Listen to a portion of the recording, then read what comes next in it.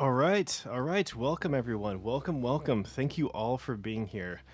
Today, we are doing an entire live stream discussing one of the most mysterious and maybe unknown factions of the Last of Us universe. It is the Seraphites. It is a group that I've been wanting to talk about for a very, very long time because I think after playing the game, they might leave more questions than answers about just what kind of group this is. So, first and foremost, I feel really honored to have you all here today. I want to let you guys know that we're going to give this presentation first. It's going to be our presentation, and then it'll be followed by the Q&A. And if you wanting to, if you're wanting to ask a question, please keep it in the back of your mind so you can ask it during that Q&A portion of this presentation. And then, if you're watching this in a replay, please feel free to leave a comment in the comment section below, and we can answer that as we see fit. Also, lastly, please check out Created Nor Destroyed. You can find a link to his Spotify in the description. He wrote that last song you just heard. It's called May She Guide Us. It's really, really well done. I gave him some ideas of how I can want the kind of the feel to go, and he just took it and ran with it, and it's an amazing song. So be sure to check him out.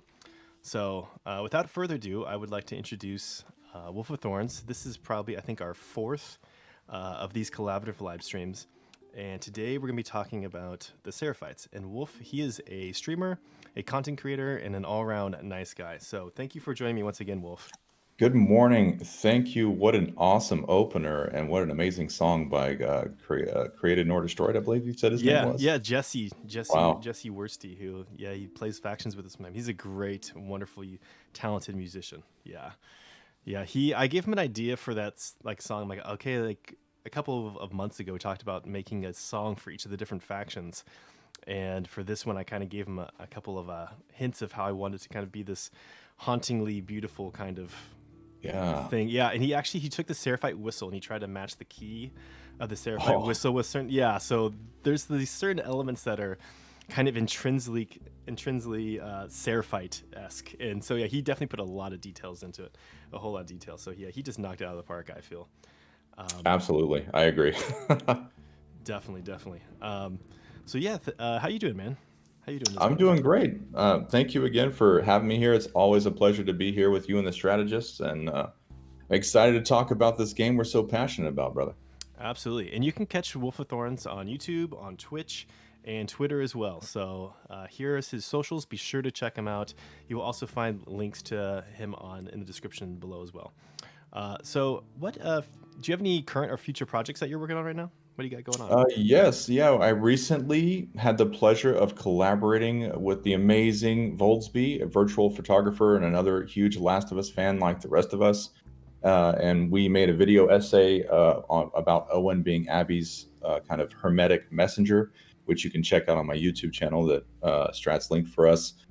We are collaborating on another The Last of Us video essay that will be out maybe in a few weeks, though I will be publishing a standalone video essay first about the cost of Abby and Ellie's revenge cycle. And right now you can catch me streaming Life is Strange on my Twitch channel. Though tomorrow for Throwback Thursday only, we will be streaming one of my childhood birthday presents, Final Fantasy Mystic Quest for the Super NES. Oh, cool. Yeah, that was like a really simple one of the first RPGs that was kind of trying to like get people into them, right? Isn't that what it was about? Yeah, yeah, with really awesome kind of rock and roll music. Oh, nice. Always good. Well, cool. Yeah, I don't really have any future projects or things that I'm working on right now. I'm kind of taking a sabbatical from making videos. I've made them for 4 years, and right now I'm kind of enjoying reallocating that time into other areas of my life. And so I'm still doing the live streams every Wednesday and Sunday, but as far as the videos go, I'm kind of taking a little break on those. So I don't really have anything going on in that. Just these and the factions live streams right now. So that's all I got Right going on. on. Yeah. So next, let's talk about the HBO series. Um, Yes. yes, they had another cast signing as well as two director signings. They signed Gabriel Luna to play Tommy, which admittedly I don't know a whole lot about him, to be honest.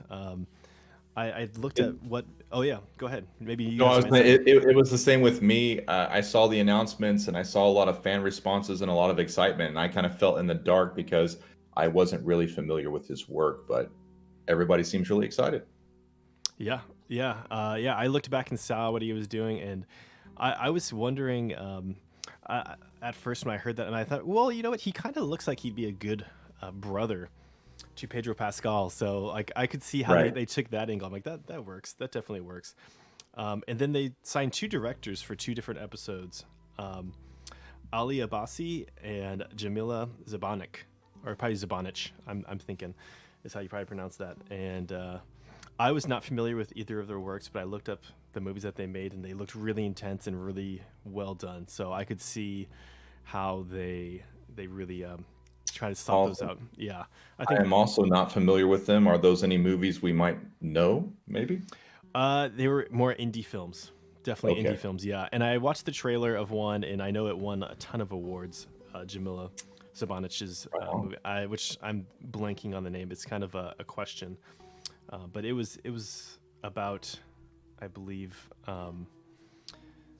a civil war in an Eastern European country. I don't Ooh. I don't know if it was Bosnia Herzegovina, but I think it was somewhere around there. And so I could see that kind of the vibe that I got from the trailer. I'm like, oh yeah, this is intense, and I could see this being very well done in HBO.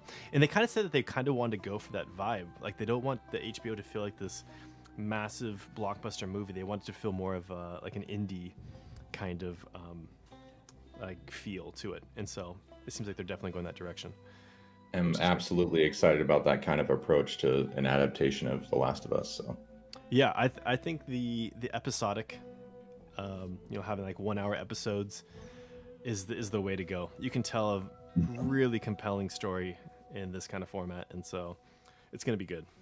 It's gonna be good. All right. So with that having been said, we should jump into the Seraphites now. Um, let's see. Enter let's the get on with Luddites. it. Let's get on with Yes. it. All right, Bill. Let's get on with it. In the words of one of our favorite characters, Mr. Bill, yes. So, well, with a group like us, the Seraphites probably doesn't need that many much of an introduction.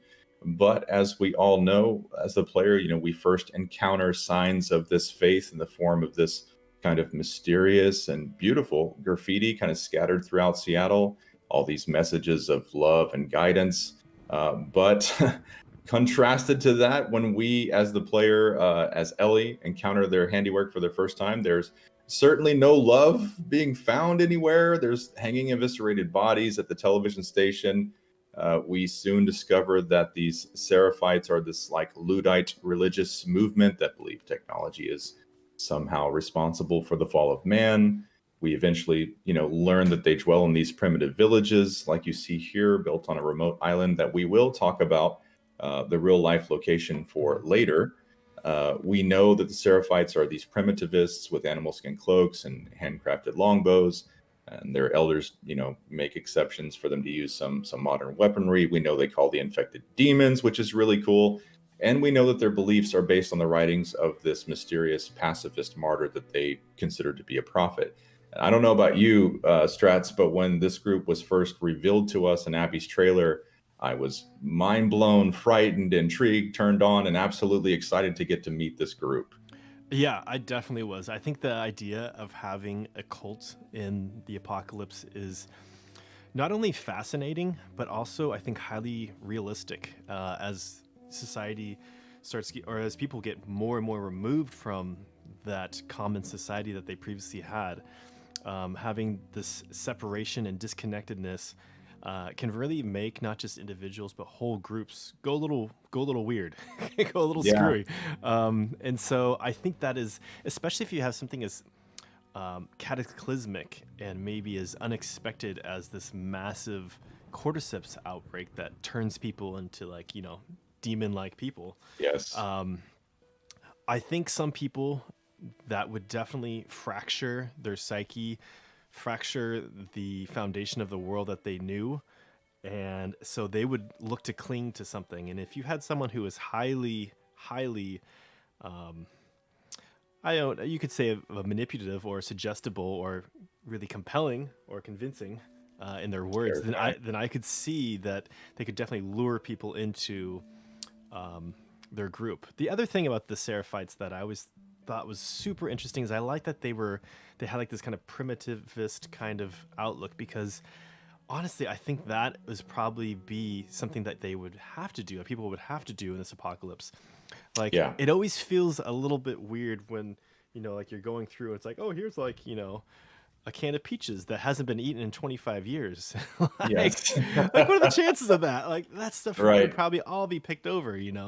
So Sure. like, I like that this is kind of a more realistic take on how a group would have to survive in this kind of scenario. So Yeah, yeah, and you make I some good points too about, a cult probably having more of an opportunity to thrive in this apocalyptic scenario, like the points you mentioned. And even if your psyche isn't fractured, many of us are always looking for answers. So when mm-hmm, something so drastic happens, and like you pointed out to maybe their leader being charismatic or manipulative, you can totally bring people in. And then also, like you mentioned, cut off from information, it's a lot of easier to bring people and create a control group. So yeah, 100%. absolutely. Absolutely. Yeah, that's it. So I found them to be a very fascinating group right off the bat. I wanted to know more and more and more about them. Absolutely. All right. So you wanted to talk a little bit about faith versus fanaticism. Yes, yes. And that's just, one of the things I love so much about the Seraphites and how they were treated as a religion by Naughty Dog. I just felt that it was really an honest treatment of that concept in this game with the Seraphites. I mean, Neil Haley and their writing team, I felt they did a great job of showing us the full range of the human condition when it comes to faith with this one group. Now, I know that at first glance, one might think that it's just a one-sided argument, that it's to show this extremism and some kind of maybe quote religion is bad message, but to me that really was not the case here, especially despite being cast out, despite being actively hunted by the Seraphites, Yara and Lev still hold the prophet's teachings, and they, in these kind of tender and kind of really beautiful scenes, they use her words to comfort each other in this kind of desperate situation that happens to them. And it really is love, as they're using her words to guide themselves as much as each other. And Mm-hmm. then Yeah. the other side, we learn from Lev that the elders twist the prophet's words to justify their violence and their cruelty. And for me, that really takes us to the heart of faith versus fanaticism. On one hand, you have part of this group using the faith to just brutalize people outside of the belief system, or against people that fall out of favor inside the belief system. And on Mm-hmm. the other, you have this, well, at least we got to see a smaller group using the faith to bring each other comfort. Lev even uses the teachings of the prophet to give Abby strength in the face of her fear, which was one of my favorite parts of the game. I mean, by the end of it, Lev has Abby actually quoting his prophet when she's whispering true strength, to herself when she's just absolutely terrified. So Mm-hmm. I don't know about you, Strats, but that dynamic of expressing this conflicting energy, love and hate through a shared belief system was just another way for me that Naughty Dog articulates and just brings authenticity to the human condition. Oh, definitely. Yeah. And Abby really kind of, for the first time that we saw her, we kind of showed a sense of humbleness.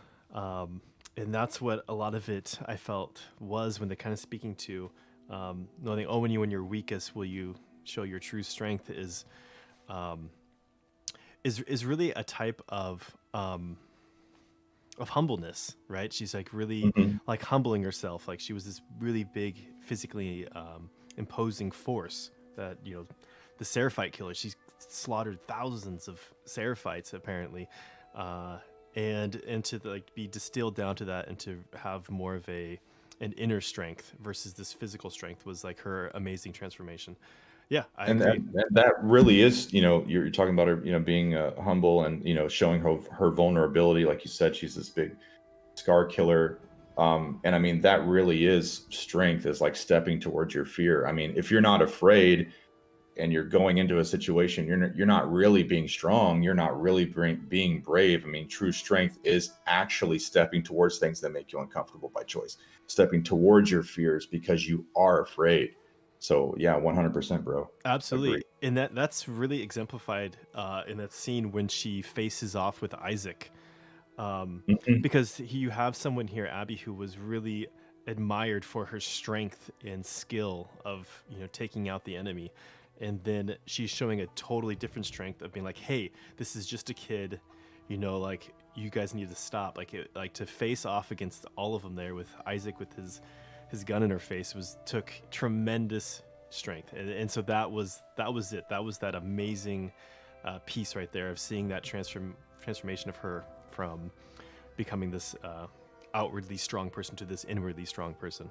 So yeah, I Yes. agree. And the other thing that you kind of said, like talking about faith versus fanaticism, and also and we see this in real life as well, where if you look at the actual words, you can say like the scripture, whether it's the Bible, or in this case the Seraphite prophet, like the words that Right. they said, can be really beautiful, and but then it's like how these others try to take it for their own means, and that's what Lev said, and it happens, in real life as well. That's the interesting thing about this is maybe at its core, what this prophet was saying was actually really beautiful and really right on stuff, Right. but you see how this group took that thing and kind of made it their own thing, which is not really a true representation of maybe what this prophet said.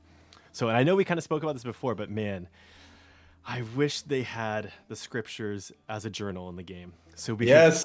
we I'm the kind of person, I need to check it out for myself. I want to see all these things for myself. I want to read it and see what it was all about. And so, yeah, I wanted that so bad. I'm like, you just need, please, just show us. It doesn't even have to be the full, Just one Seraphite thing. page. Yeah, just a couple pages would have been fine. I just need something that I can see what it was all about. That's really, really what I wanted. So yeah. So oh well, maybe in a DLC, maybe in a Yes. later installation, maybe in Last of Us Part 3 level, will be like, oh, here's that Seraphite scripture that you want to Oh, and here's read. here's the handy dandy whistle guide that everybody was asking for. Speaking of which, you made a video about the whistles, the Seraphite whistles. Yes, interpreting them, that was a lot of fun to try and figure out. Yeah, I that video was great. It was really really good. Oh, thank you. Yeah, I think some people maybe thought the whistles were random, but they were very specific cues that they were Yes. they were giving off, and yeah, I love the way that some of them made you feel, like Oh, yeah. and I don't know if you noticed when I was watching that video, when a Seraphite went down, they would say fallen. They would say that, Mhm. like the person was like a fallen angel, which Yes. that actually leads perfectly into our next topic here, um, which is the etymology of the Seraphites. So, like, this is their name that was chosen for a very specific reason. So, I really want to look into this and what was the deal with Seraphites. So, the word is really seraph and ites, the two kind of combined. And so, I'm going to break it down in that way. So, seraphim or seraphs are angelic beings regarded traditionally in Christian but also Abrahamic angelology as belonging to the highest order of the ninefold celestial hierarchy. Sounds really crazy. Like, what is that? Associated with light, ardor, and purity. And that last bit is the really important thing that I always took away from it. So these people are about light, ardor, and purity and purifying, right? Okay. So it's kind of like these angelic beings. That's the seraphim. And then the ites, if we go to the ites part. Oh, look at that! All right. Ite is used to form nouns denoting followers or adherents to a specific person, idea, doctrine, or movement. So basically, these people are followers of angels, essentially, or angelic beings. That's what they kind of see themselves as. And Mhm. there is a lot that kind of speaks to that. Like when they say clip her wings in regards to Yara. To me, it kind of formed that I'm like, okay, maybe they see themselves as a type of angelic beings, that they're in this fallen world. There's these fallen angels, and they see themselves that they need to purify this world, which they've kind of said. And through the lore, we've learned that it's kind of through the lens of technology. And you've aptly brought up the Luddites, which is a really interesting thing. And I definitely want to get into Luddites a little bit later, Right. because there is a connection with the Luddites and the Glasgow Smiles. The interesting way that Oh, yes. they kind of say that they would in the game. It says that they do that to make themselves appear like imperfect. So like as a reminder of their imperfections, right, in this world. But there is something that it kind of like alludes to later. But to get back to the fallen angel bit, and I've mentioned this in other live streams as well as videos as well. So this group, I felt they were kind of like inspired within the Divine Comedy, Dante's Divine Comedy. Neil Druckmann, he had this whole quote saying that they had this side story where Ellie went to the Seraphite Island, and they had so much more to say about them, and they were going through different layers of hell, and that's Divine Comedy. Dante's Divine Comedy is all about going through these different Right. layers of hell and what they come across. And in terms of that region, there's an area called Tartarus.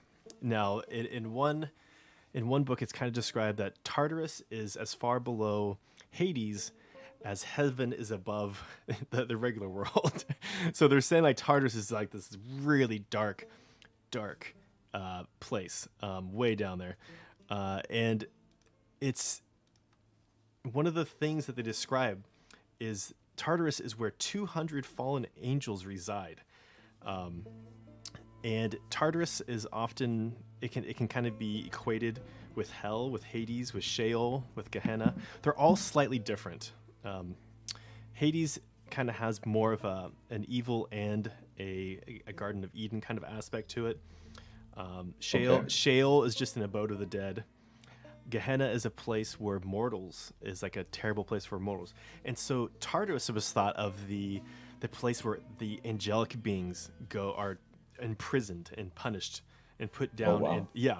And that was the thing that really kind of struck me was this group, the Seraphites.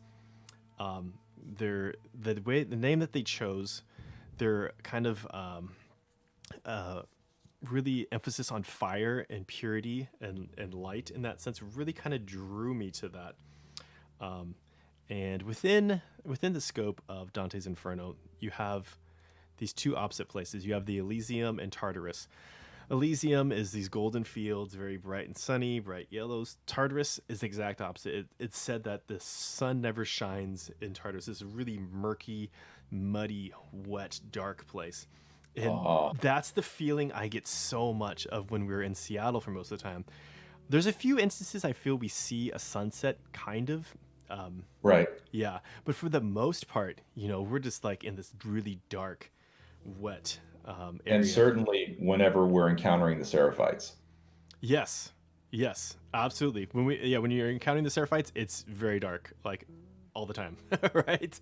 Yes. There's one. It's when Abby encounters them right before she gets captured.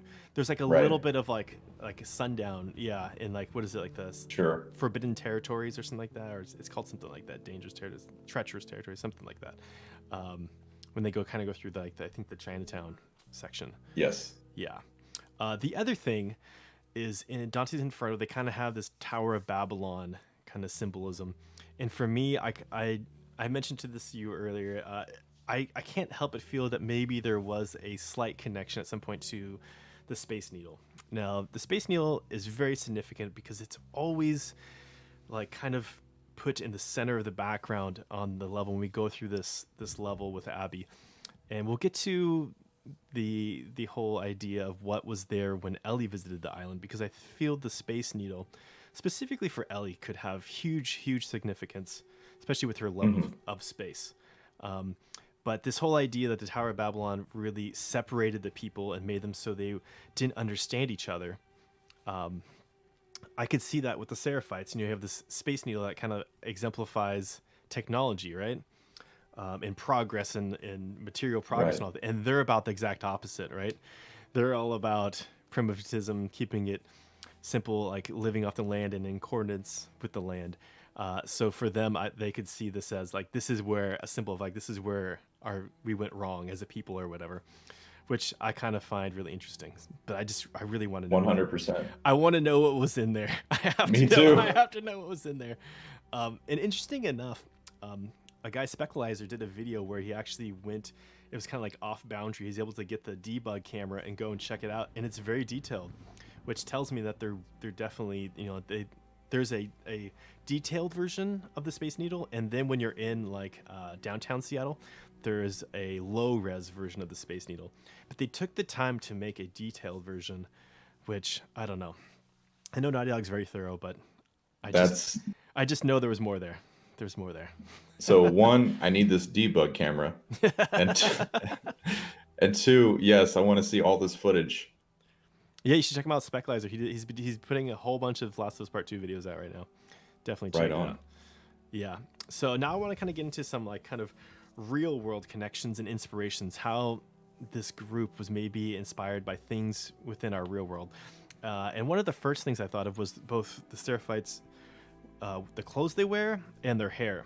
So the men all shave their heads, which, that can be a very traditionally cultish thing to do. I mean, also, if you have any kind of, lice or any kind of both lice and then also some diseases, it's a good idea to shave your head to not have places where they can reside. But with this specifically, the women, they use what's called a crown braid.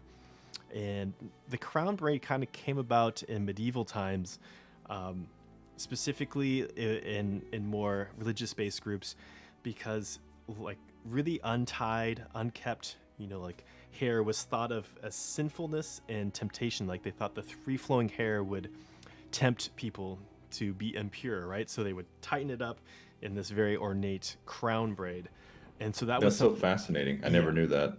Yeah, it's something, and to me, their look feels very Mennonite and Amish kind of in nature. If you check out some of the Mennonites, they have a similar kind of look. Not exact. I mean, it's just I feel they kind of drew inspiration from this, which yeah, and it plays back into the purity theme that you were talking about earlier. Yes, the ardor, the purity, and the light. Like we'll keep kind of going back to that in a moment, and why I really wanted more of that. I needed to know specifically why it was that they were so strong about these principles.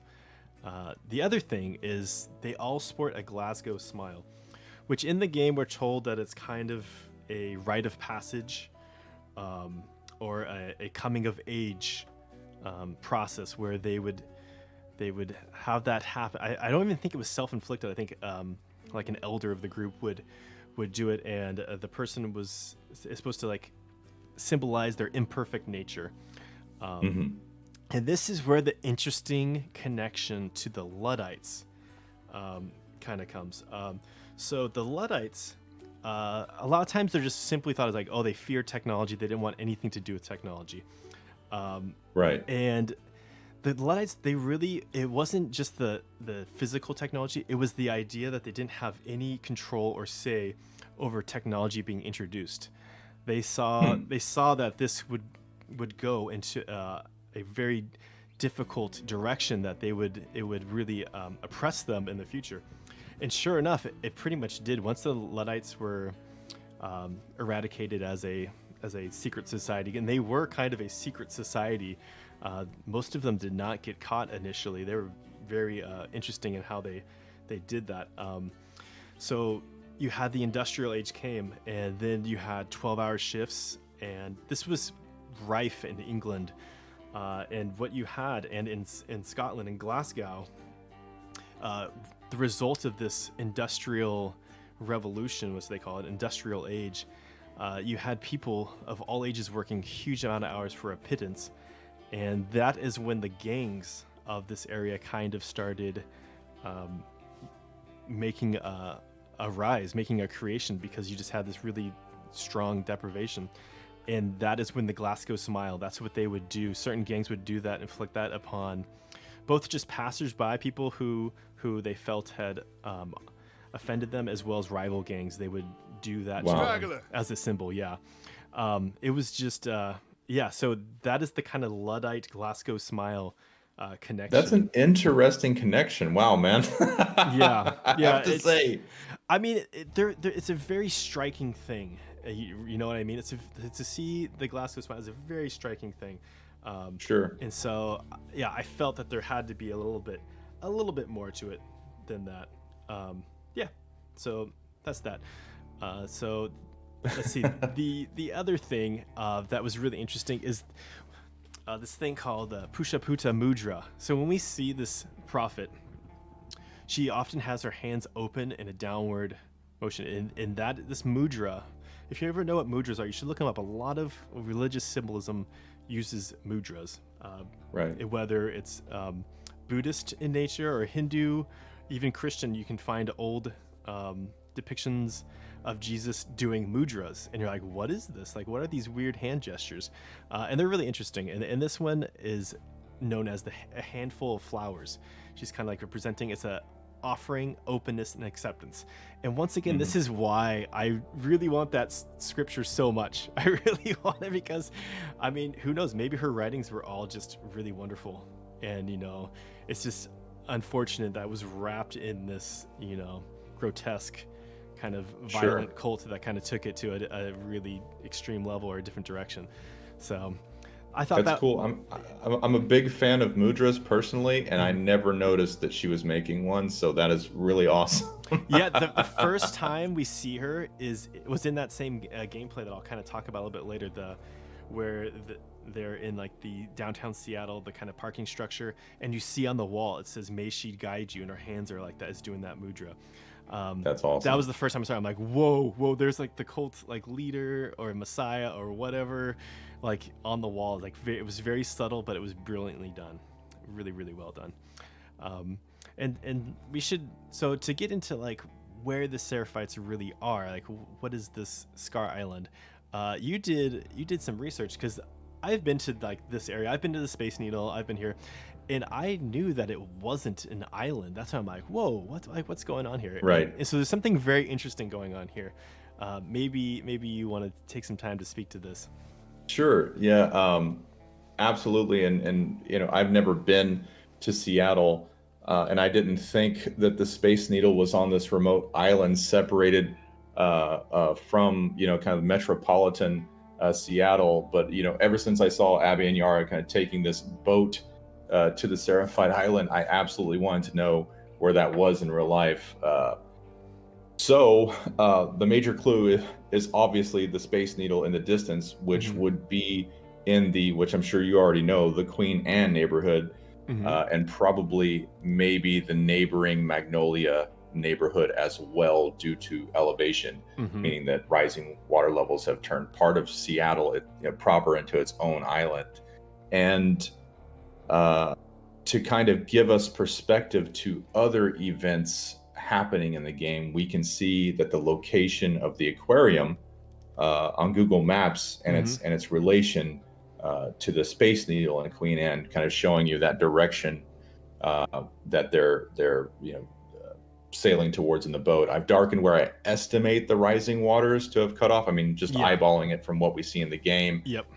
cutting off Queen Anne from the rest of Seattle, though I think it may actually go a bit further back from what I kind of darkened there. We know that Abby set out for the marina, from the marina, which was more or less kind of right next to the aquarium. And just for fun, we can see how far away Capitol Hill is, where Ellie and Dina were running around after they emerged from the school. Hmm. And we can also see the Seattle Public Library, which I've circled on the map, which our resident Seattleite Banana Bell told me that is that really cool mirror paneled building in the Seattle downtown portion.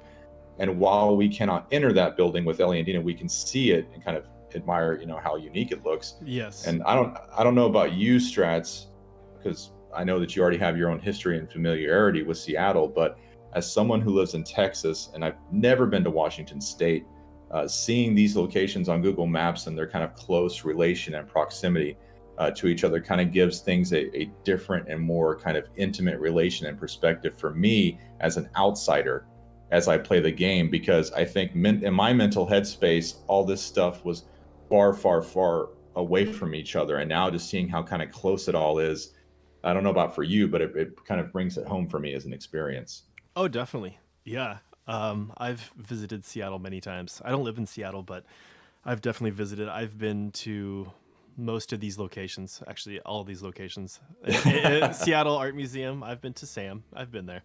I've seen the Seattle Aquarium. I've never actually been to the aquarium, but I've been by it many, many times. Yeah, and actually, I believe the inside of the aquarium was based off a different aquarium. Yes. Yeah, I think it might have been like the Long Beach Aquarium down in Right. California that they might have based it off of. Maybe I might be wrong about that. It's kind of like a Stanley Kubrick Overlook Hotel thing. Like the outside is Yes, based on one hotel, but the inside is based on, yes, the yes. Awani. Yep, So I think they did the same thing with the aquarium. I think so. Yeah, I think so. And yeah, like I really liked this idea because of the way that Seattle's kind of set up. That the idea that the rising waters would separate the two. I'm like, yeah, I could totally see that happening to create this kind of Seraphite island Right. in Uptown. Yeah, yeah. And That it's just awesome to know all the kind of experts I'm sure that they've consulted and futurism. Hey, in 30 years, there's really not a whole lot of mankind helping, or with climate change, what would happen? So just kind of this estimation, that kind of care and attention that they take in their craft, I love.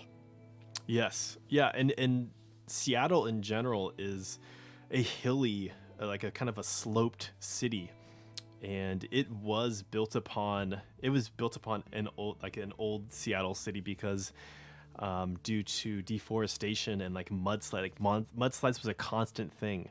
It was Mm, in its early infancy. The city was constantly covered in mud and flooded constantly, and having these huge mudslides that would take out great swaths of land. And so they had to wow, literally that's scary. build it up on a second level.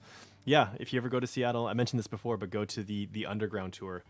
That is in oh gosh, that very touristy district that I'm totally blanking on the name now. But if you go there, that's where the underground tour starts, and you'll see Awesome. this whole level beneath the city.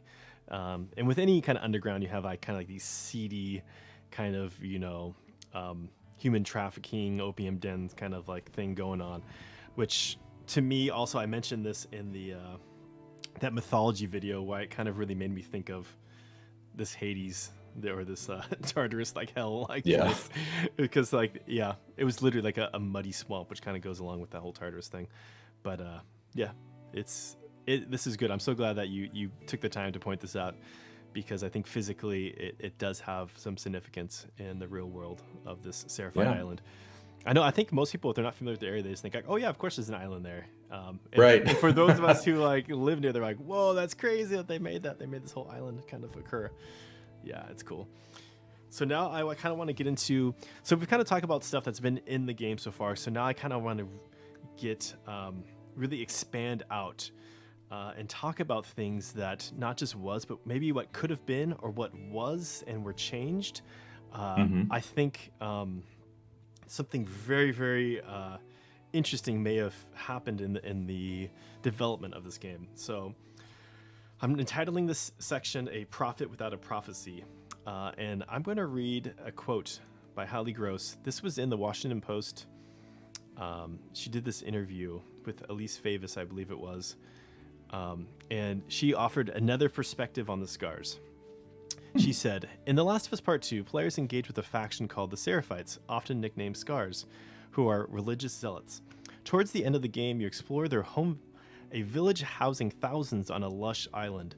This section is played by secondary protagonist Abby, but at one point during the production, the team considered having Ellie visit as well. Originally, Ellie's trek through Seattle was 5 days instead of 3. On day 4, she would have traversed all of Scar Island before it burned down," Gross said. "I think originally she got shipwrecked on the island in a storm and was traversing through to try to get back home to the theater, where she takes refuge," Gross said. "The intention was to humanize the Seraphites beyond Yara and Lev, two Uh, ex-members of the community that accompany Abby. In the current version of the game," Gross said, "we see the island in a moment of heightened tension. The team wanted to show what it was like before it burned down, in its sweeter and quieter moments. Seraphites with their families and children, but it wasn't progressing Ellie's arc, nor adding any meaningful pressure or tension to her overall journey. We ended up scrapping that whole level, and it was a big level," Gross said.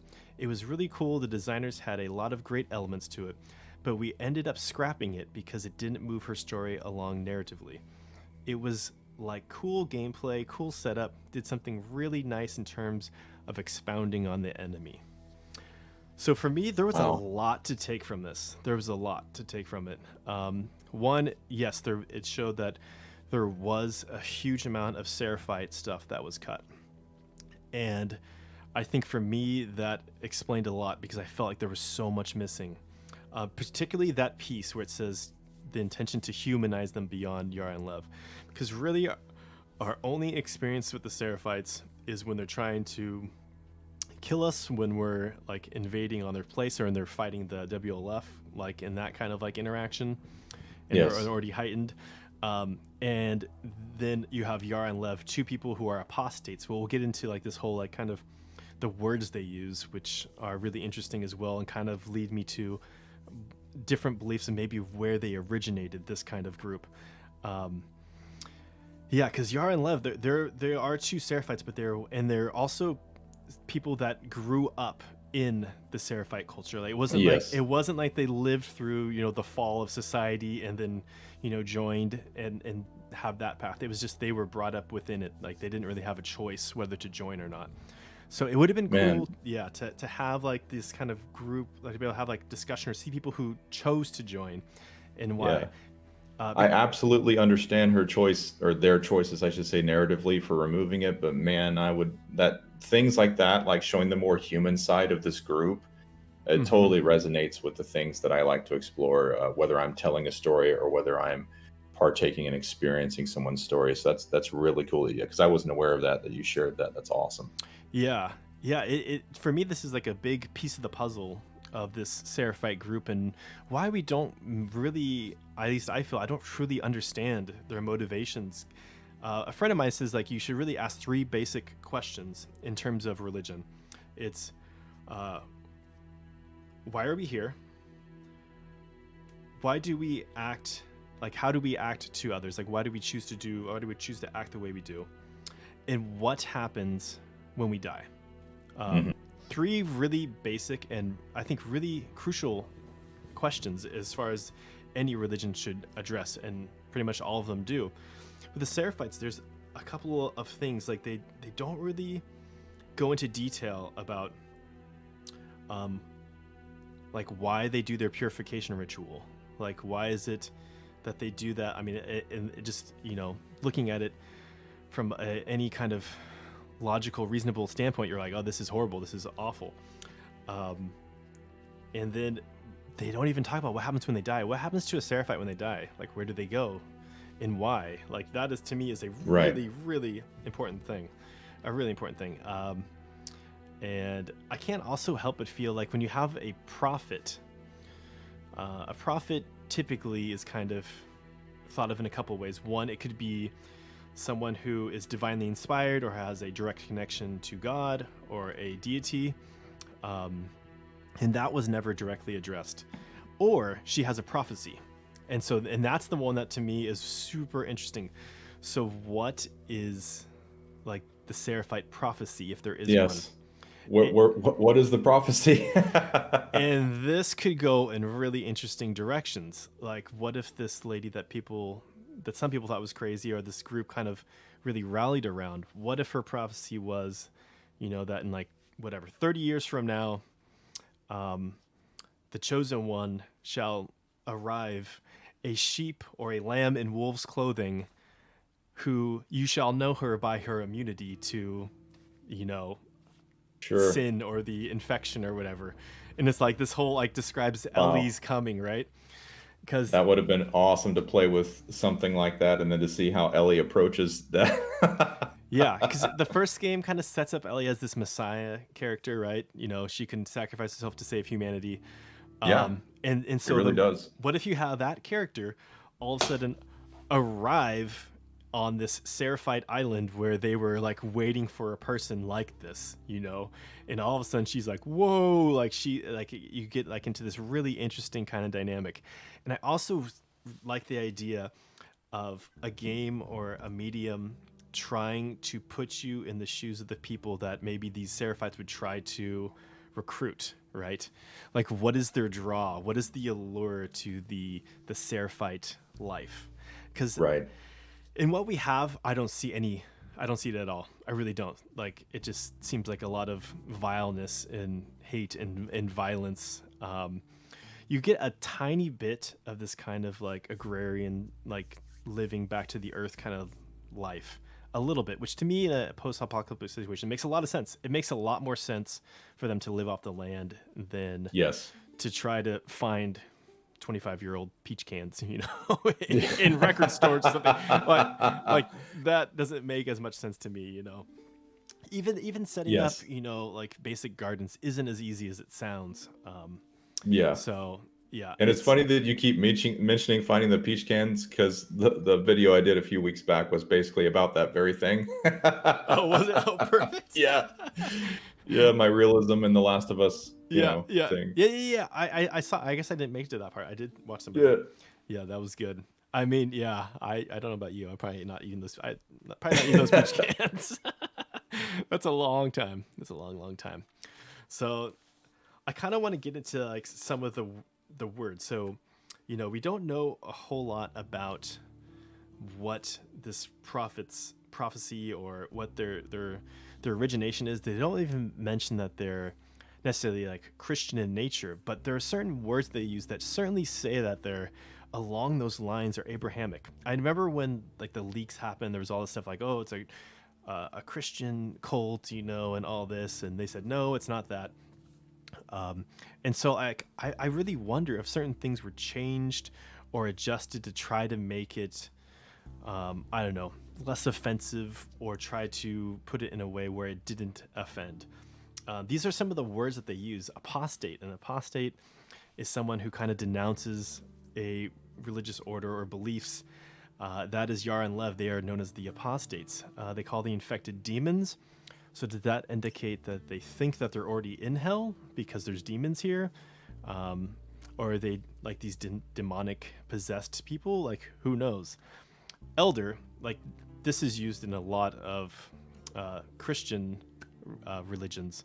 An elder is kind of a person that's high in the hierarchy and seen as someone who is walking the walk and knows the faith. When someone goes down in the game, they say fallen. Once again, referencing this fallen angel. There's actually someone says, so when you're fighting the Seraphites and the WLF, when you're trying to escape the island when it's burning, a Seraphite says, "Burn in hell, wretches." I'll actually put the screen up. And I'm like, whoa, do they believe in hell? Is they just like telling them off, Right. You have prophet, you have sin. We talked about prophet already. Sin really just kind of means to get it wrong, to sin. Like, I know it's a really charged and heavy word, but it really kind of means to get it wrong. But still, most of the religions that use sin are of the Abrahamic in nature. So here's the actual scene. The Seraphite says, "Burn in hell, you wretches," it sounds very medieval, like that's what I expect from like a medieval game. But it really struck me. I'm like, oh man, that's kind of interesting. And then the other thing that I want to kind of discuss is that initial gameplay we saw. So this is the initial gameplay, which was changed. Like this scene was changed in the game. So like this whole like interaction doesn't take place in this corner anymore. This was all moved, and they had a smaller version of this in the front. And in this scene, this hooded figure who kind of seems like a Seraphite priest or an elder maybe, he says something that was not listed in the closed captioning. So in this trailer, if you go there, the Sony video has closed captioning that was entered. It's not like the YouTube one that just randomly tries to figure out what it's saying, because it'll say stuff like Seraphite whistling. It'll say stuff that it was clearly entered by a human. It wasn't just like, oh, like we recognize this as a Seraphite whistle. Like, no, someone entered them. But in this part where this person says they are nested with sin, free them so that they may know your love. It just says listen. The closed caption doesn't say any of the other stuff that he's saying. It just says listen, and that's it. And I'm like, whoa, like what? Like that is was really That is surprising to me. very interesting. Yeah, they just like didn't even want to like address it. And the same thing when she kills this guy, the hammer guy with the machete. It says man, for the to describe him, and it says, this is sacrifice land. He doesn't say that. If you listen to it, I listened to it like 10 times at a very high volume to try to figure out what he was saying. you know, and it's interesting because it sounds more like he says sacrifice either lamb or sacrifice. He might say sacrifice lamb, but then he definitely says at the end, for he, like he's about to say for he, and then something else, and that's when the machete hits him. And they didn't put any of that in. They definitely chose to not like write everything down in this section. And so that for me, we gotta try. We gotta try and recreate this in the game and turn on subtitles and just see what he says. I know. And unfortunately, this section's a little bit different. Like they had it where you had to open the door in order for this guy to come out, and it's really hard to get this kind of special because there's two more people behind that door as well. So it's really hard to have him be the last person that you take out. But it is possible. But I wonder if he'll say this. Definitely worth checking out. Time to spend the next 200 hours trying to find out. I know, right? And then the last thing is this whole scene. It kind of reminded me of a couple of biblical quotes, and I'm not a biblical scholar. I'm not at all. But there's something that really reminded me of Leviticus. And I think if you wanted to make a really scary, something that made you feel really, uneasy, then you could base some of this stuff off Leviticus in the Bible. It's a lot of sacrifice and weirdness going on. Leviticus 14:13, like this just kind of describes to me a little bit of this scene. It says, then he shall kill the lamb in the place where he kills the sin offering and the burnt offering in a holy place. For as the sin offering is the priest, so is the trespass offering. It is most holy. And during this time, Ellie actually goes, Jesus! Like she's like, so like, she actually says that because it's so scary. Like seeing this guy's entrails ripped out. And in that same Leviticus, it talks about how like this priest is referring to a sheep, how it should pull their entrails out and pull the kidneys out. It's very specific about how it's done. And I was like, and it says that the priest should be by fire when this is done. I was just like, what? It just kind of had this weird kind of connection. And maybe it's just, maybe it was inspired by it, maybe not. But if you're going for something... Either way, it's a really cool connection that you found. Yeah. And the other thing in Zechariah, it talks about the whistles, like whistling. Like, I will whistle for them and gather them, and I will redeem them, and they shall increase as they once increased. It's talking about like gathering through this whistle. And it's just really interesting that that's how the Seraphites gather. They communicate through these whistles, not just to kind of like figure out where each other are, but also to like come together. So yeah, that was an interesting little thing. Yeah.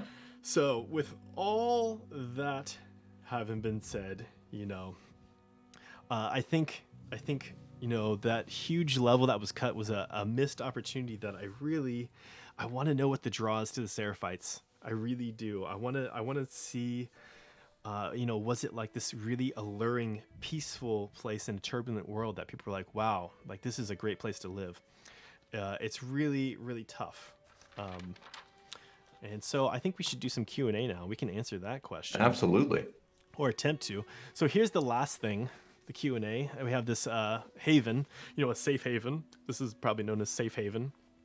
Yes. The Seraphite kind of capital, if you have that, or chief town that was consumed by fire. So here's the interesting thing I think it's Revelations, or once again, not a biblical scholar, I don't remember exactly, but I believe it's Revelations is talking about kind of like how this world is destroyed at the end. It's called a lake of fire is how it's described. And I couldn't help but think like, oh, look at this. Like, it's like they have this water and fire that you're kind of like escaping on, known as the lake of fire vortex that kind of like destroys everything at the end. And seeing these two sinful groups meet their demise. I don't know. Yeah. So questions. And thank you once again, chat, for being so patient during all of this. I said at the very beginning that we were going to get through our presentation and then we'll address you guys and all the questions. So hello, thank you, Naomi, Cameron, Gugex, DJ, Cinema, Sean. Hello, guys. Thank you so much. We can finally talk to you guys now. I just wanted to get that whole initial presentation done first. So any questions you have, please fire away. This is an interesting group. Hopefully we get some interesting questions because I feel like I could talk about them for a very long time, and we kind of did. You may fire when ready. Yes. Good Star Wars reference. You know, I had to, brother. I know. I'm really excited what they have. I know we're talking about just Last of Us, but I'm excited for the future Mandalorian and spin-off series. And Pedro is our link between The Last of Us and Star Wars. Absolutely. My day is good, Cameron. Thank you.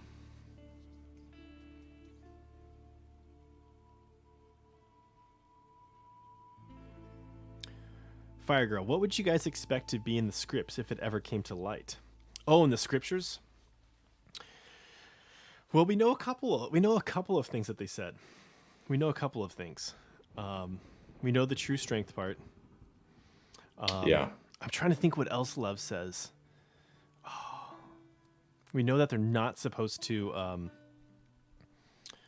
use the instruments of the old world, so to speak. Yeah. It's interesting they call it like old world and new world. Right. And that's really the key thing. I want to know if in the scriptures it has this whole like ritualized purification sacrifice thing. That's what I really need to know is like, was this prophet like behind all of this? Like, did you really want that? Or was this something that, some rogue priest kind of took and ran with? That's what I want to know. Go ahead.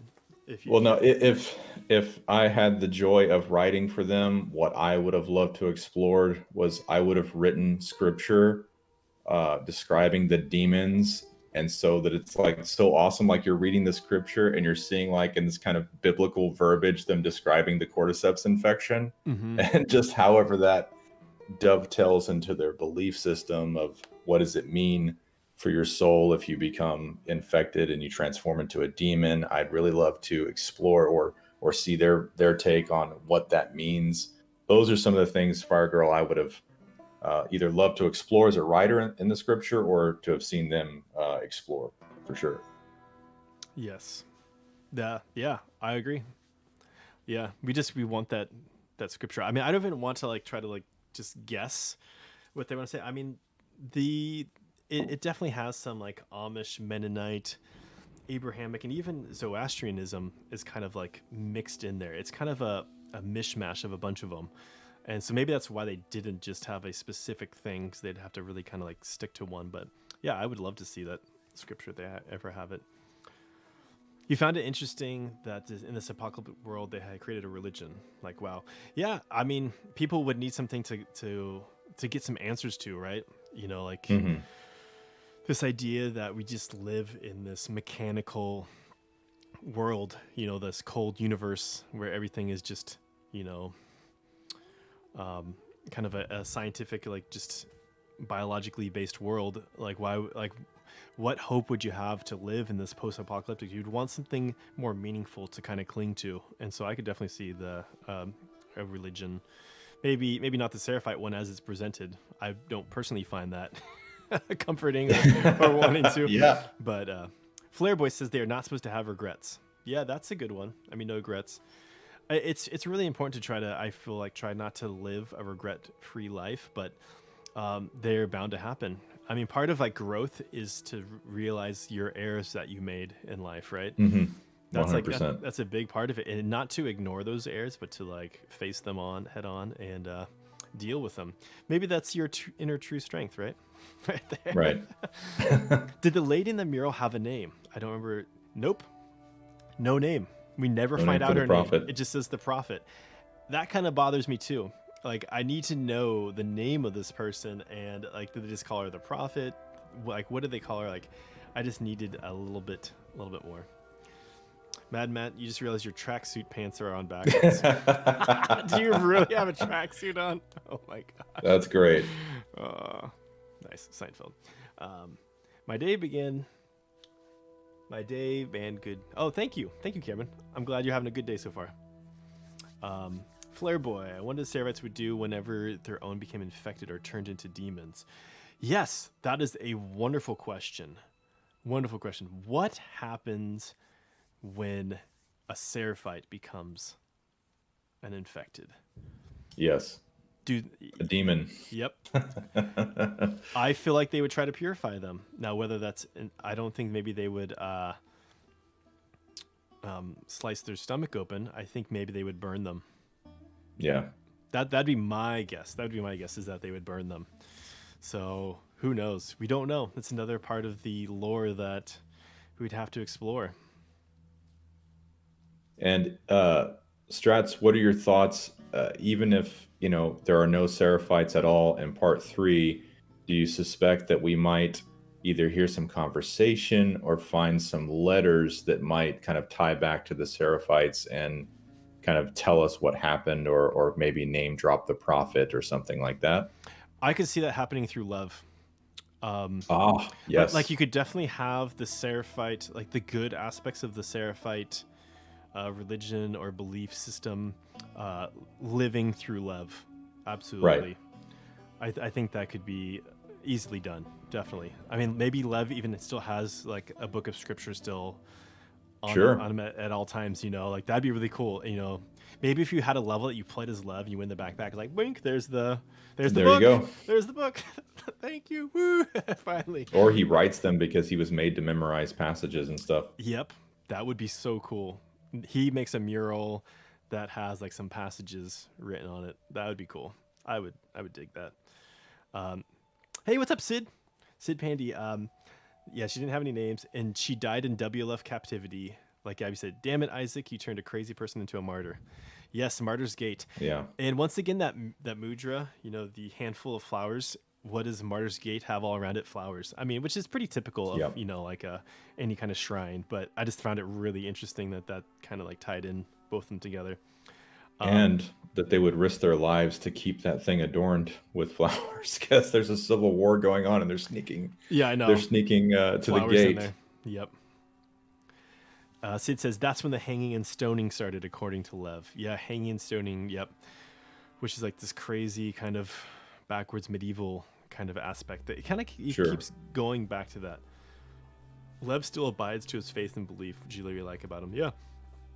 I agree. And that's the thing. Most of what we know about the Seraphite belief system is through Lev and Yara. It really is. We just simply don't have enough time with all the other ones when we're not fighting them. There is no real time that we're not interacting with them and not fighting them. That's just kind of the place where it is, which is really unfortunate. That Ellie chapter, which I understand that they cut it and they needed to make cuts, but that, I think, for the Seraphites would have been a huge insight into the operation of their community and belief system. Absolutely.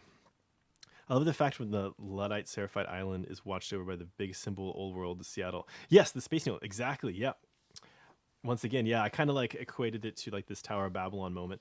Also, I know Ellie would be drawn to it. Her love of space, like that. The Space Needle would be her just like 100%. That's like her mecca. She's like, I'm going to the Space Needle. That is so awesome. I'm going up there, Certainly if she was absolutely in a different mindset and not just like tunnel vision on killing wolves, but yes.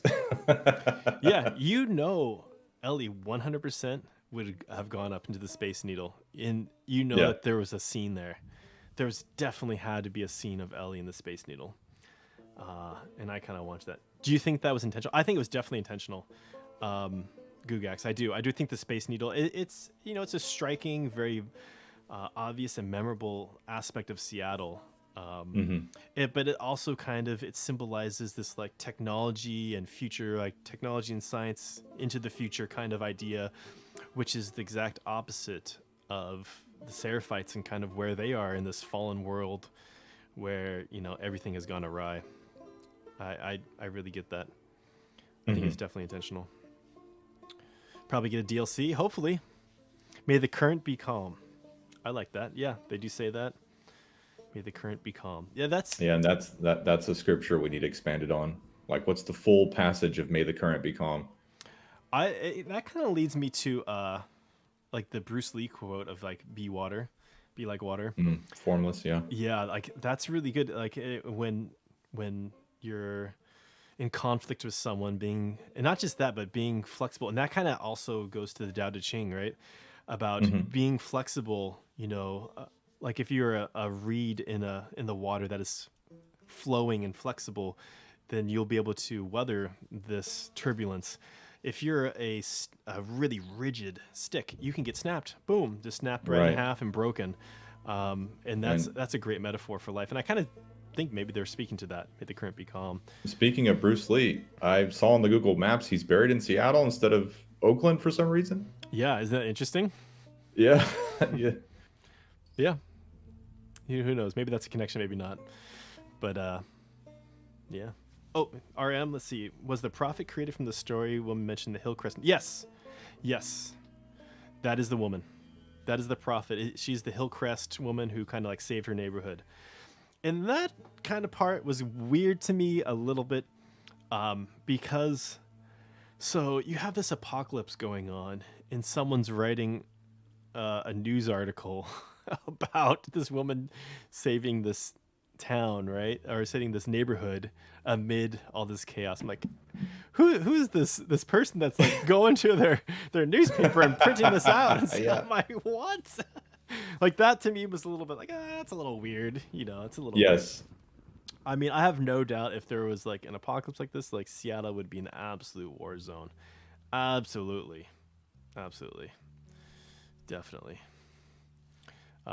So that was a little weird, but that is definitely the person. Yeah, I tried to find more about the Seraphite prophet, and there's not a whole lot there.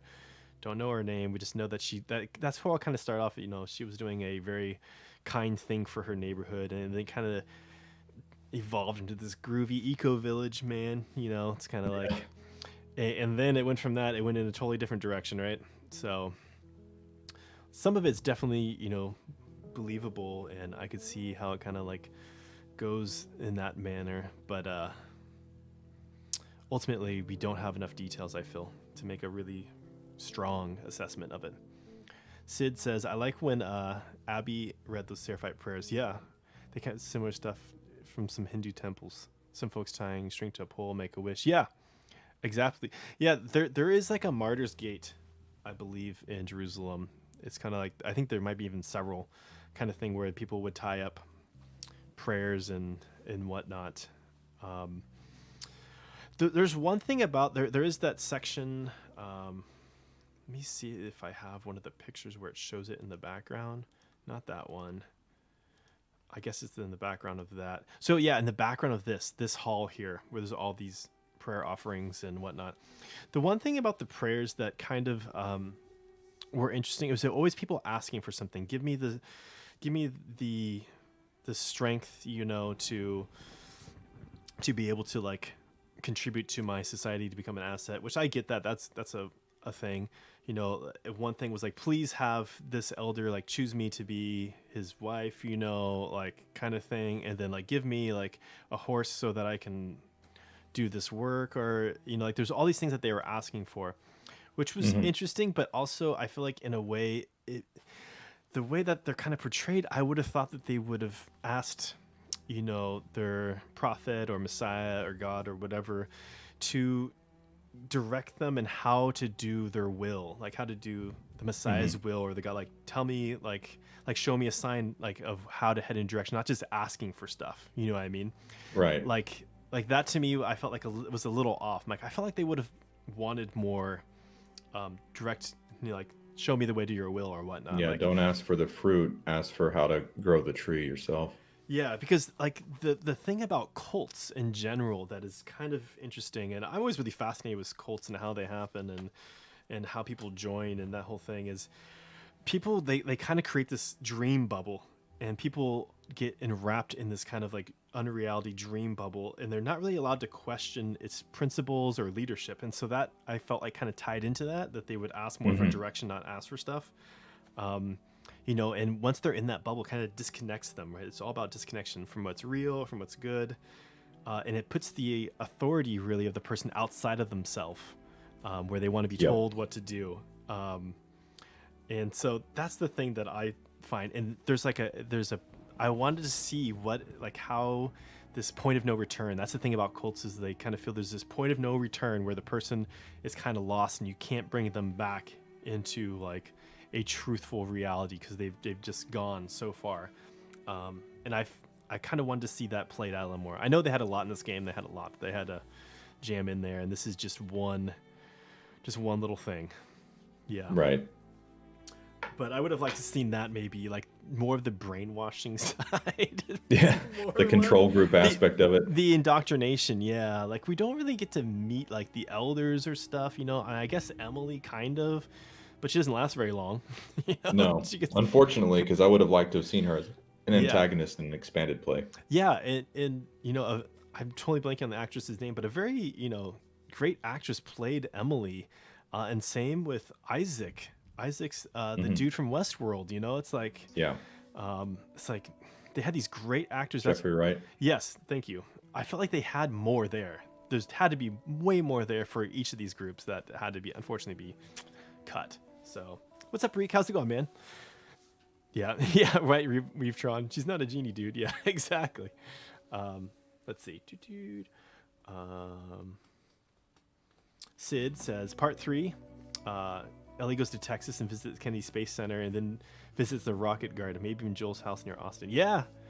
Wolf mentioned that last episode we talked about Jackson, that he'd love to see part 3 go to Austin, back to Joel's house, bring it all back together.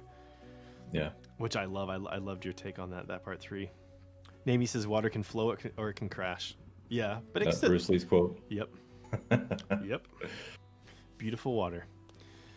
Necessity for life, water, right? It's one of the necessities for keeping ourselves alive. Unfortunate that Jesse never got to see the Seraphites. Ellie called him lucky. I wonder if Tommy ever saw them. Yeah, it's true. That's a good point. We really see through like Abby and Ellie's eyes. Yeah, I would have loved to have heard Tommy's commentary about it. Like, what are these wackadoos doing out here in the woods? Absolutely. That would have been an interesting thing because I was thinking about this the other day. In The Last of Us Part 1, there is that reference that Joel says, get one of your born again friends to do it, like so there's like there is this like Jackson element, part of me early on, I thought that maybe like that born again element in Jackson like betrayed them and then left and went to Seattle and started this like Seraphite cult kind of thing, because there was a very strong Christian kind of like element to it. But no, it didn't happen, of course not. But let's see. Mad Matt, I don't think part 3 will be based in Seattle, but another journey across the country, except maybe at the start, so the faction of part 2 won't be in part 3 at all. I don't think they will. They would just be in through like the living memory of maybe Abby and Lev and Ellie and Tommy to an extent. But I think it would definitely move on. There's bigger questions that need to be answered in part 3. And people say like, no, like I don't want a part 3. Part 2 ended perfectly. I want it to stay there. I'm like, nah, like wait, no, you guys. Ellie's story is clearly not finished. At all. Yeah, and the biggest questions like what's the deal with her immunity? What's the deal with the fate of humanity? 2 huge questions that need to be answered. Like I feel at least, So part 3 will be definitely different. Sid says that definitely happened before. Remember Lev Benioff article from the college dorm in the first game? It seems like the newspapers were being published from sometime to the start. Yeah. I mean, I get that because that school was isolated. It talked about how all these things were happening in the towns and that their school, University of Eastern Colorado, right? Go Bighorns. Go Bighorns. They were kind of isolated. That to me, that makes sense because they were kind of isolated. They were kind of out in the boonies, where being in Seattle is a different story. Like, I think things would get real really quick there. Really, really quick. Yes. Alex Neonakis showed off stuff from the Seraphite scarring ceremony.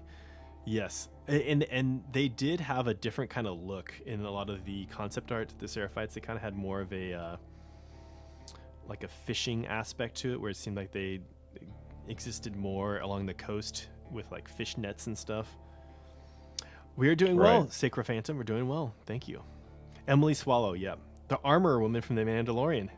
Oh, I love that connection. That is so cool. That's the same person. Oh, that is so cool. Sid, you're amazing. Oh, thank you, Neil Druckmann. Much love, guys. Loving the consistency and dedication. Keep it up. Thank you. I don't know if this is the real Neil Druckmann or not. I can't tell. I always think it's a fake one. That's just my you know. I don't think it's the real one. But if it is, thank you. I appreciate that. Did the prophet exist during the pandemic? That's a good question, Kevin Cito. It seems like she was doing kind of, I don't want to say charity work, but she was helping. She is known as kind of the person that saved this Hillcrest neighborhood through like food and medical supplies and stuff like that. So she was someone that was helping people out that people were going to early on. I think it kind of like developed into this, cult thing, obviously. So that's kind of the cool aspect of that. But the thing is, she wasn't a cult leader. At least it doesn't say. Maybe she was on the side and we didn't know that. But it doesn't say that she was a cult leader like before the breakout. So, yeah, it is what it is. Hey, you guys! What's up, Dreamy? Good old Goonies. Tommy technically saw one. Yeah, Yara did stab him in the lower backside. That's true. He did see one. Tommy and Bill's commentary about the Seraphites would be hilarious. Oh, Bill. Bill, the Seraphites. Bill. I'd pay money to hear Bill. Hear Bill address the Seraphites. I can see Bill and Tommy somehow are going to use the term yahoos to describe these guys. Yeah. I like it because Bill says it how it is. He's so honest. He's so, like he would have some really nasty things to say about them, which would also be hilarious whether he realized it or not. Which that's what I love about him. He's like unintentional. Quick question to you, Strats. Are you going to be as gutted as me if they don't cast Earl Brown as Bill? That's a tough question. I think he is the perfect fit. I really do. Like all the things are in line. He's worked for HBO before. Yeah, they need to have him. Yes, no question. So if they don't go with him, there needs to be a really damn good reason why they didn't. That's all I gotta say. That's all I gotta say. Same. Yeah, there's gotta be a really damn good. Thank you, M. M says honestly, this is awesome. Thank you.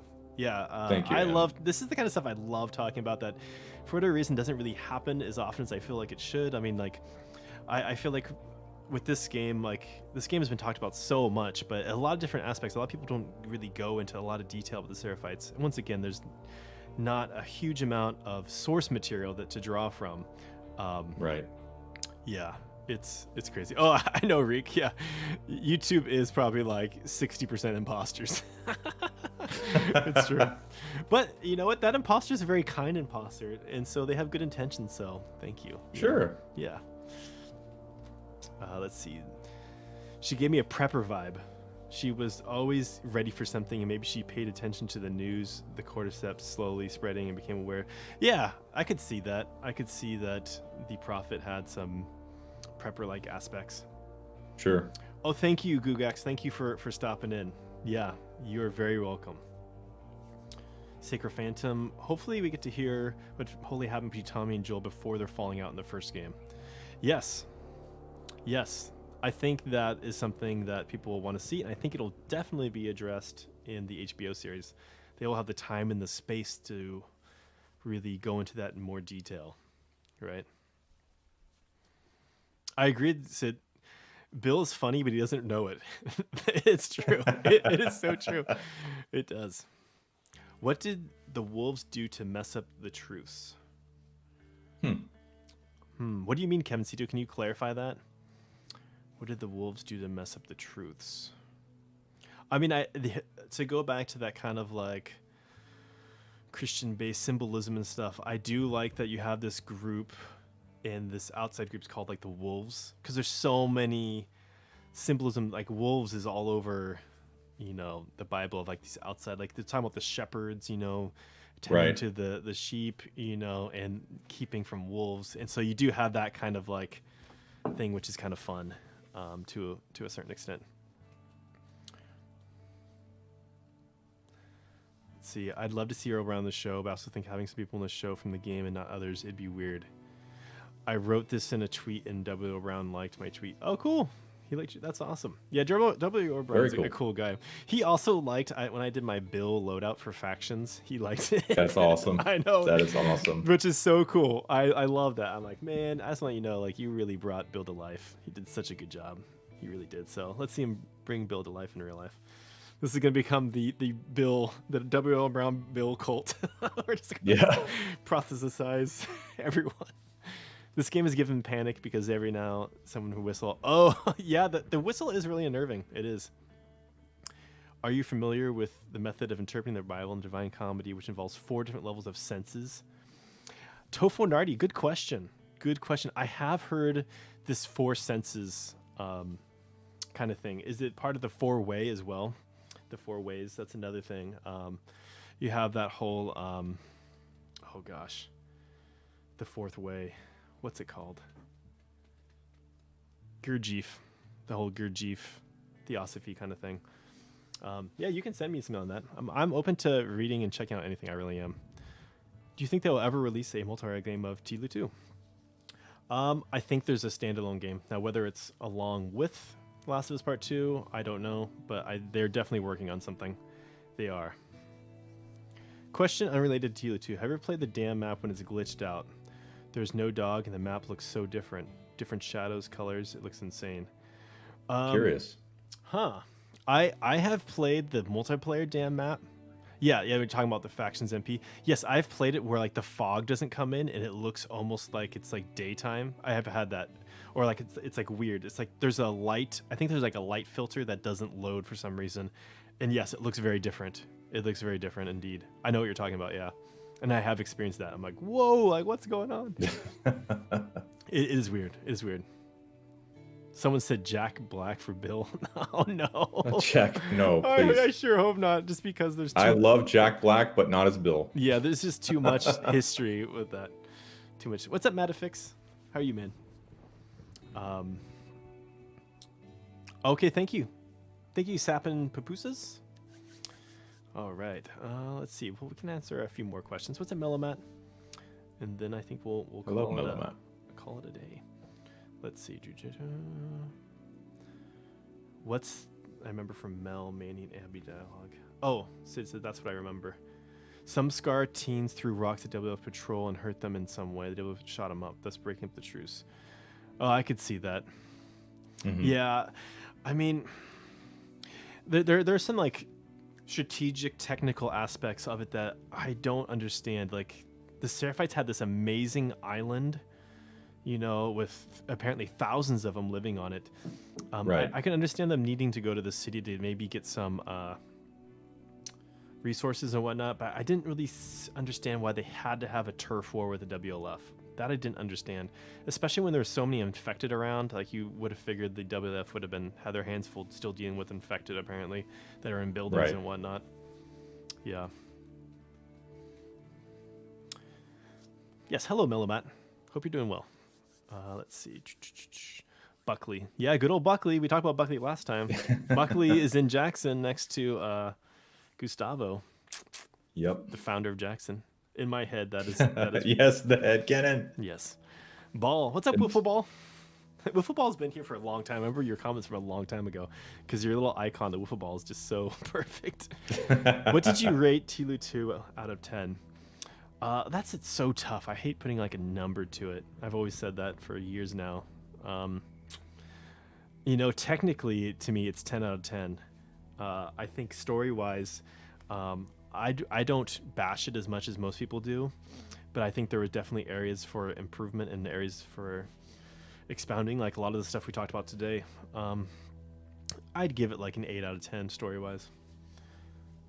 And it's also because, to me, this is Empire Strikes Back. There's a third. It's setting up stuff for a future one, and that's why some people, I think, wanted closure in this one, and you're not going to get it. For me, it's tied with Red Dead Redemption 2 as my favorite game, so it's like 12 out of 10 for me, but I'm like the absolute fanboy, I guess. Nice. I like the 12 out of 10. No, that's good. Could the scars having wings on their faces imply they're angels in contrast to infected being demons? Yes, pure. Yeah, Bob. We kind of talked about that earlier. Yeah, like the clipper wings, and the Seraphite means that they're adherents to angelic beings or angels. They are in like an angelic or angel cult, essentially. Yeah. Yep, I would agree. I would agree. Oh, I didn't read what you said about Ellie's bite. I think I missed it, Flare Boy. What was it? Can you say it again?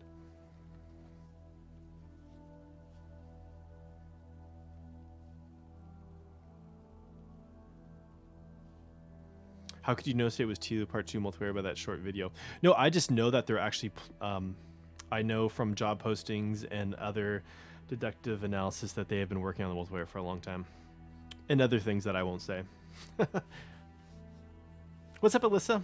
Best game Other ever. things I won't say. I love that. Yeah.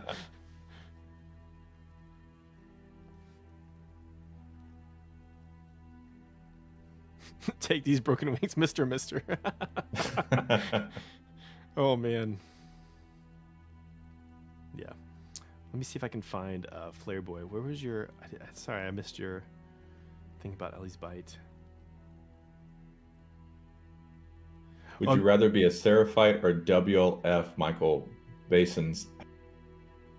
Definitely, I do not want to be a Seraphite. I don't know about strats, so WLF all the way. And I'm still a and person... I'm Wolf, so you know. Yeah, I'm still a person that I'd want to be an independent.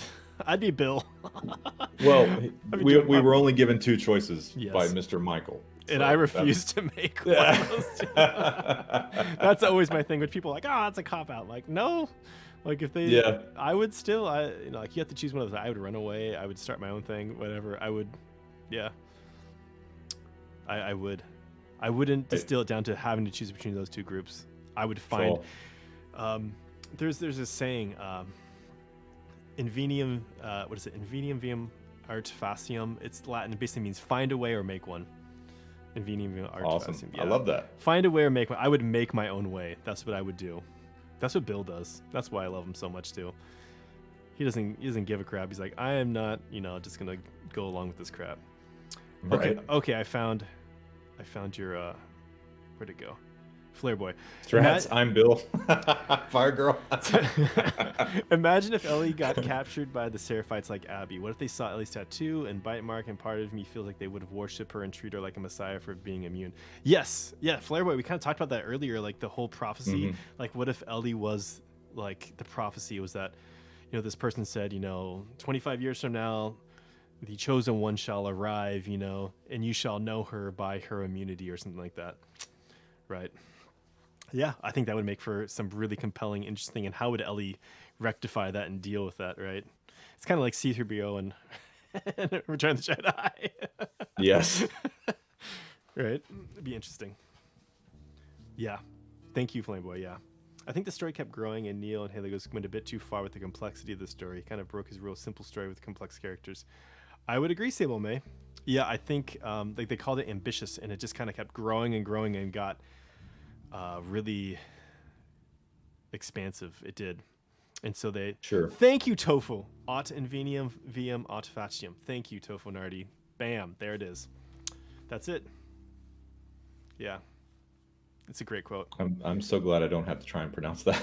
Yeah, it's kind of... I'm sure I butchered it. That is kind of like a mantra for mine sometimes. Find a way or make one. That's an awesome mantra. It is. You need that. That's just a great way, I feel like, to think of life, that you don't have to settle for a menu, that you can choose. Sure. Like I'm just like, oh, these are the only options. Like, no, you have other options that you can make. Sometimes you just got to be creative, right? Right. Ellie is the chosen one. Ellie is the prophet reincarnated. Yeah, I could totally see them like going along with that.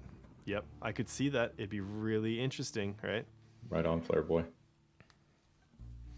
In Red Dead 2, I felt sad for the characters, and in TLOU 2, it felt forced. Yeah, that's to go along with the writing of like simplicity with complex characters and trying maybe to do too much. It can get really tough. And part of this is we know that they cut so much out of TLOU 2. My understanding is I think it was probably like a 60-hour game at first. They had that would have been amazing. I mean, we know just specifically they cut out a whole area of Jackson, the whole dance with all these different mini games and stuff that was going on. which just once again expands the lore even more. So you have that, Yes. and then we know that this whole Seraphite Island bit was cut as well, which apparently was a huge level. They said. Do you think any Seraphite survivors would be in Last of Us factions? Well, it kind of depends how they take that multiplayer. If they have it where you're actually playing as people, I mean, I know in that leaked footage they definitely had Seraphites. They had WLF. Like you could play as Mel. You could play, as different characters. I think Leah or whatever her name is. That's cool. Yeah. So it kind of depends on how they go. Also, if they, which I really hope they do, is give you free range of customization. You could choose to be a faction. You can choose to be an individual person. Like kind of give just people a ton more, options. I think. Sure. I would love. Tofu, once again, I love that you knew that Latin quote. I don't think I've ever met another person in life that knew that quote. Like just like that. That's so awesome. It's a rarity. I love TLOU 2's complexity. The world is complex and all the characters and all the players, and I have to deal with that. I like that it's messy, and with all the world complexity, the characters are strong. I agree. Yeah, I mean, and the thing is, people make mistakes no matter what their background or, like, we can never really know what the other person is going through or where they came from. And so there's always going to be misunderstandings. And I mean, that can be exemplified in this whole Seraphite WLF skirmish, constant thing that's going on. Yeah, I see that. And it's really unfortunate that it turned out the way it did, right? Isaac felt that he had to try to like genocide them, and it resulted in his demise and then probably the WLF's entire demise. They could not coexist within the two. I think it was Haley Gross that brought all the flashbacks into the game. Her experience on Westworld. Yeah, that's the first thing I thought. That's the first Sable. That's the first thing I thought when they said, "Oh, we're bringing Hallie Gross in from Westworld," because Westworld did a very good job of seamlessly incorporating flashbacks. Yeah, that's exactly what I felt like. Oh, nice, Tofo. 5 years studying Latin. Awesome. Beautiful. I know, dude. Props to you. Right on. That is so good. I mostly just know Latin through like scientific names of plants and animals and stuff. That's how I know Latin through watching Tombstone and Vino Veritas. That's about the most I can say. I'm here, Huckleberry. Yeah, no, I agree, Sable. I think so as well. And then it was one of the Q&As at the very beginning kind of talked about, she said, like, I think I just got someone pregnant, is what Hallie said. Like, she brought one of those aspects to it, whether it was Dina or Mel. I'm guessing, who knows? Maybe it was probably one of the, it had to be one of the two. And I think that's what gave birth to all the Ellie's mother, Abby being Ellie's mother yes theories, was her saying that on that panel. Flare Boy, I wish we got to see more of Jackson. We only play for about 2 hours in TLOU 1. Yeah, I agree. Yeah. And there was more Jackson and it got cut, so I agree. How many times have you played TLOU 2? I've played it many times. I don't even know. Wolf, you probably played even more than me. We've counted. I'm in the middle of my 10th playthrough. Nice. Yeah, and I've played it through at least twice, but I've played sections of it dozens of times, like individual sections and stuff like that. Let's see. Do you think the WLF will recuperate after losing Isaac or fall apart? Fall apart. WLF is toast. Yeah, I think they got eradicated on that island because they threw everything at it and they lost. Yep. Absorbed into the lake of fire. Gone. Yeah. Gone. Yep. Seraphites too. They're both gone. Yeah, I honestly think so. You think they're both gone? Like Seraphites and WLF? I think they're both toast after that. I do. Like, interesting. You think the Seraphites survived that? Yeah, I think they won. I mean, a defensive position is always the strongest position. You better have a clear-cut way to take them out. I mean, I'm sure they suffered devastating losses, but I think Seattle might shortly be in possession of some people of the religious persuasion. That was my takeaway. Well, there's also this fact, like the whole island looks like it's burning down. Apparently, there's no boats left, just that last one or something like that. Who knows on the other side? But if the people couldn't get off the island because it seems like it's too far to swim, they might be SOL. I mean, maybe they could make their own boat. Maybe, you know. One thing we didn't touch on that was interesting is the Seraphite like network above the high rises. Yeah, we didn't. Which was interesting, because I did like when Abby fell into the water. To me, that was a symbolic baptism that she had like changed. You know, she now had a different like view. Sure. Which I know it's a loading gate. It's like they're loading the next level when that happens, but it still has some, I think, significance. Sid says, yeah, Isaac definitely had a bigger role, but it was cut because it didn't feel necessary. Yeah, absolutely. I think so too. He said he was glad that Isaac's role was cut. Oh, interesting. Oh, you were glad. You're glad that Isaac's role was cut. Yeah, it would have been. Yeah, I mean, it seemed like such a great character to have such a little bit. I feel like a bunch of that. Yeah. Where's Ball? Oh, controversial opinion on people saying Joel deserved it. I don't think he necessarily deserved it. Yeah. That's not really what I think many of us are saying. That's kind of a hard push. Yeah, that's like a loaded way of saying in a straw man type situation. Yeah. Because that's not really what we're saying. Most of us that I've observed, myself included, it's just about your karmic shadow kind of catching up with you, and he clearly has no regrets. Yeah. Yeah, I don't know that he deserved it. I mean, I don't know that anyone deserves like anything. Sure. I think that in that kind of situation, I mean, just in life, there's no like your death, you know, I don't know if that you have like this really huge control over like it being like an honorable death versus, you know, like, and being deserved, being undeserved. I don't know. Like from a spiritual aspect, that's like the will of God or the deity, right? You could take it that way. It gets, yeah. So I wouldn't say that Joel deserved it, kind of thing. I don't know if anyone deserves it or doesn't deserve it, kind of thing. I really don't. Yeah. All right, final questions. Let's see, we'll do a couple more questions. Maybe one or two more. And then you guys have been asking great questions, by the way. These are great questions. The story of Jewel notes with Zachary, Karen, and Gray, former WF turned into Emmett, reborn as Seraphite. Yes. And how he killed his own friends. Yeah, that is one of the environmental storytelling that was one of the only ones we really know of the Seraphites and kind of how that whole thing went down. Yeah, it to me, it also felt just kind of very typical. Like, okay, this is kind of how it would go. I could see that. I don't know how you feel about that.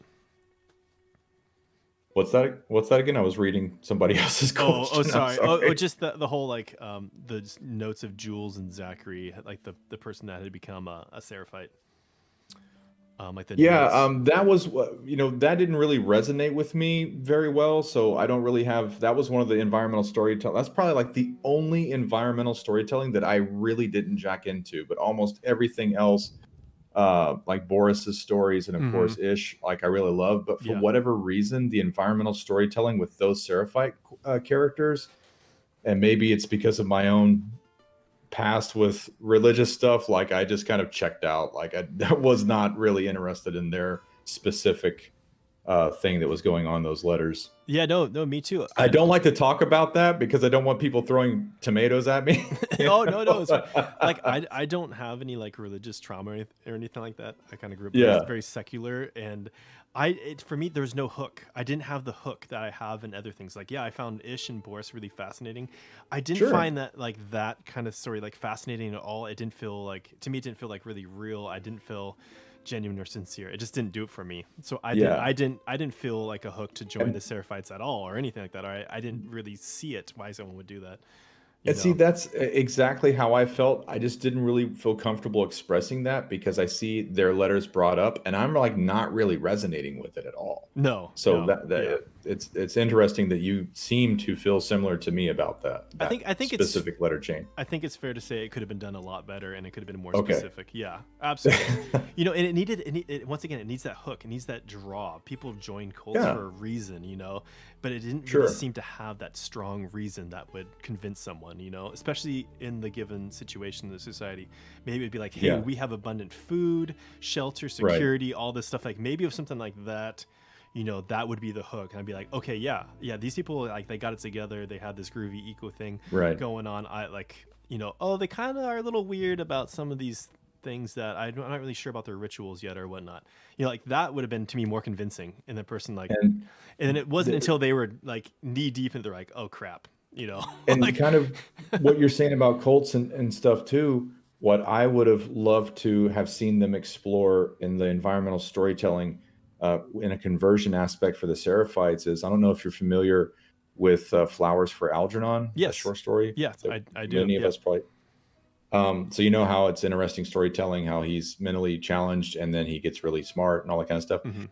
Kind of similar to that, it would have been really cool to have us see somebody who's outside of the group and then see the slow change as they become absorbed and to see the verbiage in their writing kind of change.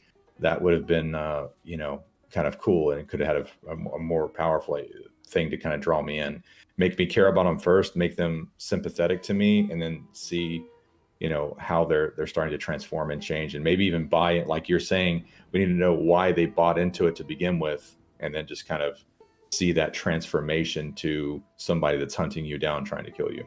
Exactly. Yeah, I agree. I think that would have been great, because that's kind of, I feel like, I mean, I don't really know per se how cults work, intrinsically or from examples, but I kind of feel in a lot of different ways, if you research them, they kind of draw you in slowly, they kind of like make you feel comfortable and bring you in. And then over time, the more radical aspects are slowly introduced. And that is what I kind of Yeah. felt should have maybe been illustrated more, especially in a situation of a post-apocalyptic, environment where things are really unstable. They could provide that warm stability and security, Yes. maybe with a hidden layer of, something else that you could layer. Malevolent. Yeah. Yeah, but yeah, that to me would be really compelling. So you could be like, oh, I can understand how people could join this. In its current state, I don't get it as much, Sure. So, but we kind of like have beat that horse, I think, in this talk That quite a horse bit. is mush. It is. No. All right. Well, I think this is probably a good time to wrap this one up. So, once again, Wolf, I just want to say thank you so much for joining me today. Yeah. Once again, people can Thank you. find you on you stream almost every day on Twitch now, right? Yeah, Monday through Friday for sure. Yeah, Monday on through Twitch. Friday on Twitch. You We're can doing check out Life Wolf is there. Strange right now. We'll be doing that today at 5 o'clock Central Time, and there's a handy dandy schedule widget that shows you a countdown for your time zone. Yeah. Perfect. And you upload on YouTube here. Your Yes, sir. links are in the description. And yeah, thank you once again. And thank you once again to Jesse Worstow of Created Nor Destroyed for the wonderful, awesome original Seraphite song. That was just really, really great. Yes. All right. With that having been said, thank you all very much. Thank you all for your wonderful questions. And we will catch you guys all later. Have a good one. Cheers. Cheers.